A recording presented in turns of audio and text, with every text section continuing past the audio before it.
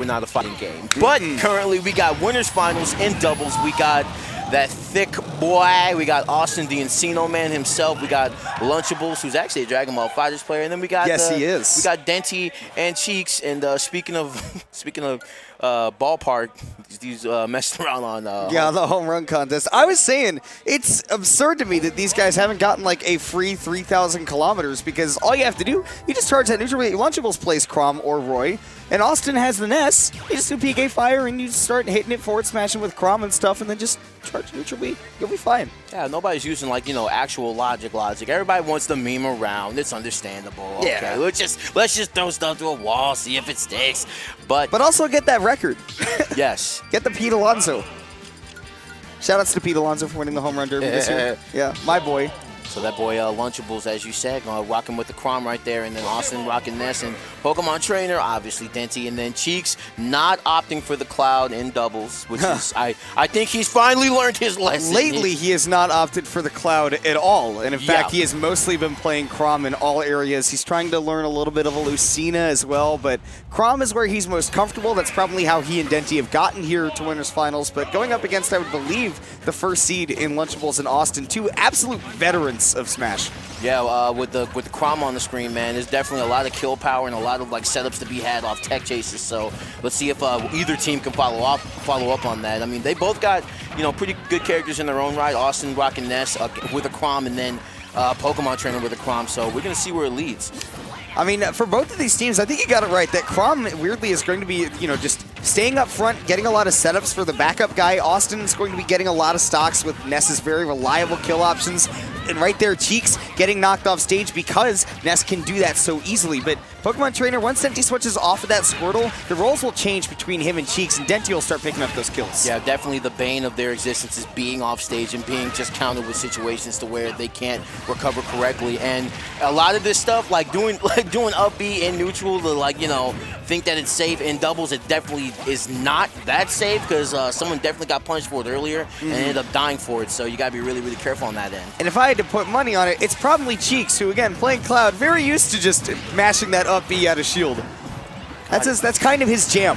Here we go, and that back air is so powerful, even though that man was at 130. Oh my goodness, and these guys are swinging for the fences. Stocks going to the left and the right, but Awestin still got 3 stocks, man. Again, that's a lot on Lunchables playing a very good front, playing a very good point man, and Awestin gets to sit back and kind of play support and pick up the kills where they come, and he might be finding one here with Denti off stage already.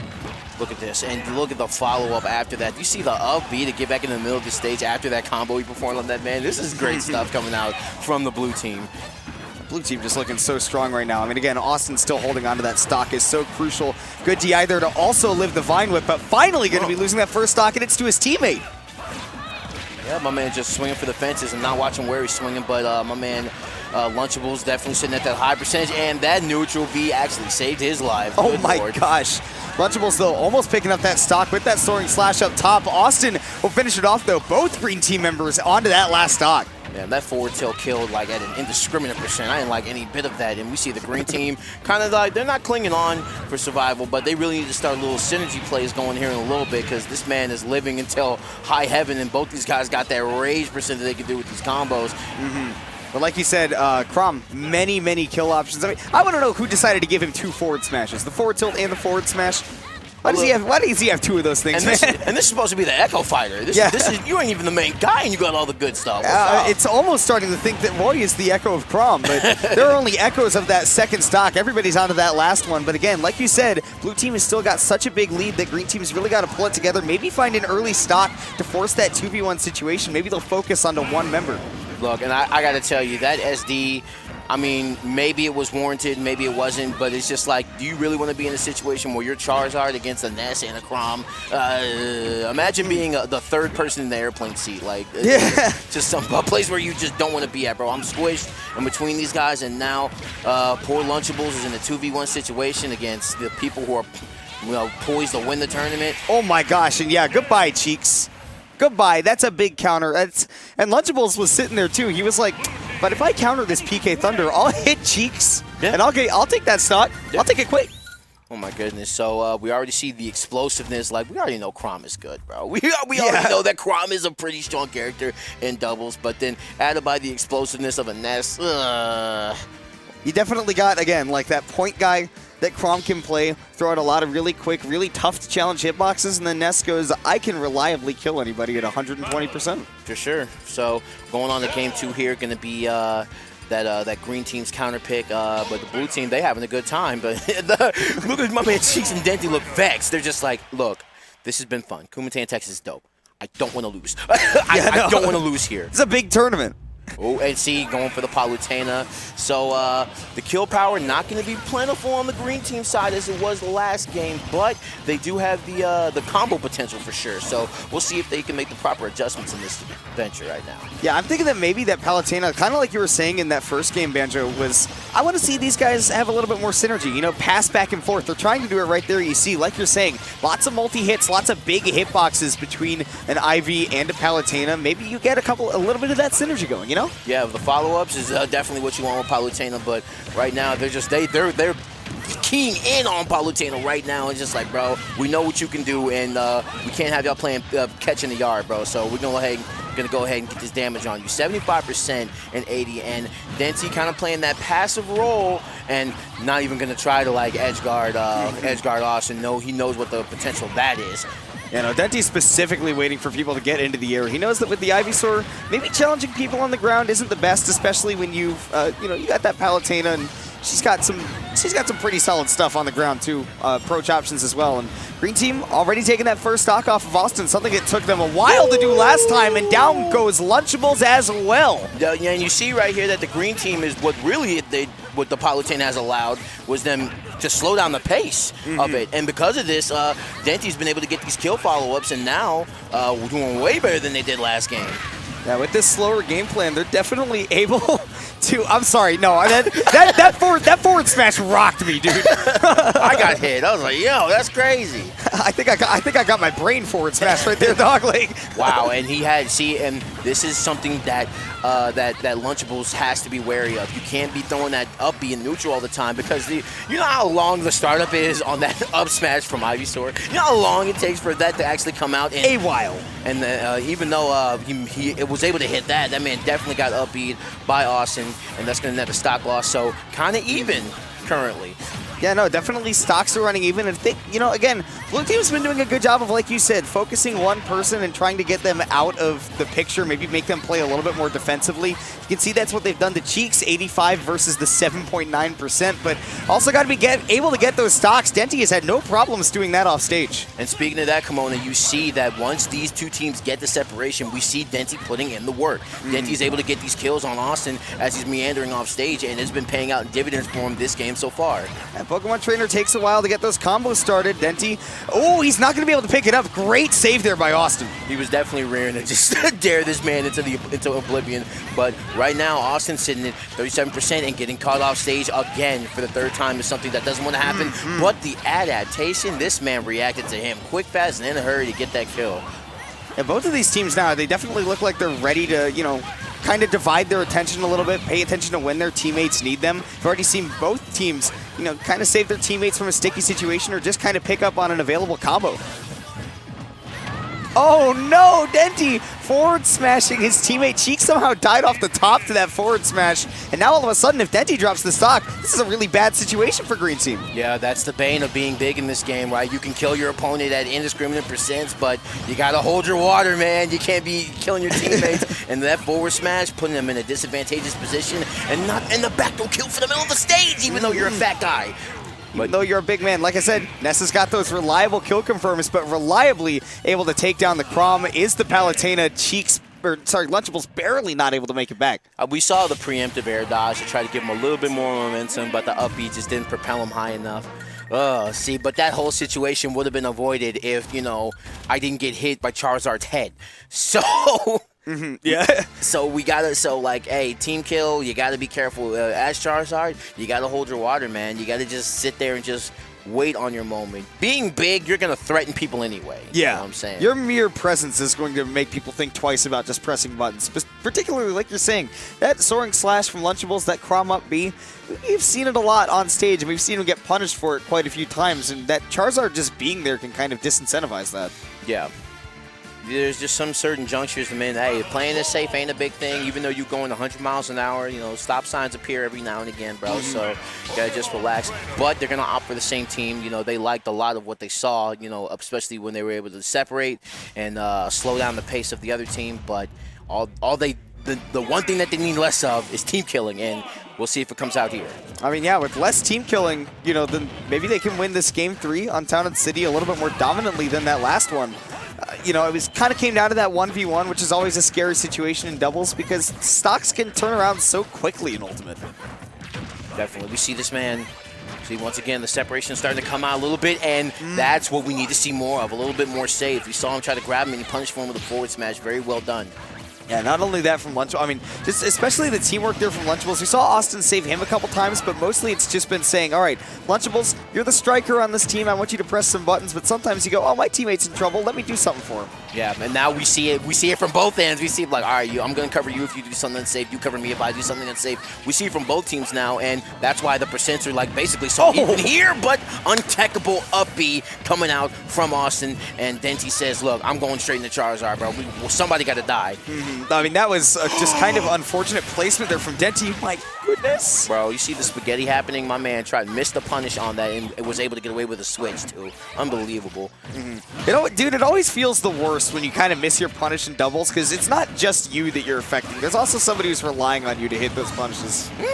Speaking of hitting those punishes, Denti has not had a problem with that. He's only missed one, and that was at the beginning of this game. I agree. That man is, what is that? I think 4 for 5? I'm pretty sure because this man has been on top of it. I would put him on the basketball court. Oh, of course. He's got a good field goal percentage right now. Got to, man. Look at that. And all the action on the other side. And the blue team is just like, bro, you want to be over there? Be over there. But the lady's over here. We're going to take care of her. Palutena, I mean, able to get back on stage. I feel like KiTX hasn't really been finding that much pressure at the ledge. Like, the ledge trapping from blue team hasn't been as good as it could be. Both of these guys kind of locked in a very close 1v1, but it's actually going to be Lunchables that drops this next stock. See, we've seen it so many times before, Kimona, where but Denti was actually just meandering wherever Awestin is, trying to make sure that he can get a down air spike of some kind and run up forward smash. He read him rolling through him. He went, I think you might want to run into the corner since I am invincible. Yeah, my head's long enough, so it should reach. I'm going for the just do it forward smashes and netting a kill off that. And you see the scrap already happening, the separation between the two. One of you guys come cover your teammates. They're taking way too much damage right now. Yeah, lots of damage right now. And Denti had a good idea on his recovery to switch to the Ivysaur, but now he's so much less mobile than he usually is. And with KiTX all the way on the other side of the stage, you can see 115%. He's well into kill percents. And it's on him. He has to actually hold this stock like Lunchables and KiTX. Lunchables and KiTX, they have to hold their stocks because like your teammate has one stock left, one stock to go, so you got to hold it. It's important. You don't want that share stock to come in, but now Denti, once again, you know, I like this. He's going to stall, even though KiTX does have to go into a sticky situation. It's important to hold on to that second stock. Denti's getting aggressive with Awestin off stage there, but now with him going down, blue team's capitalizations have been so good. Every single opportunity they have not squandered.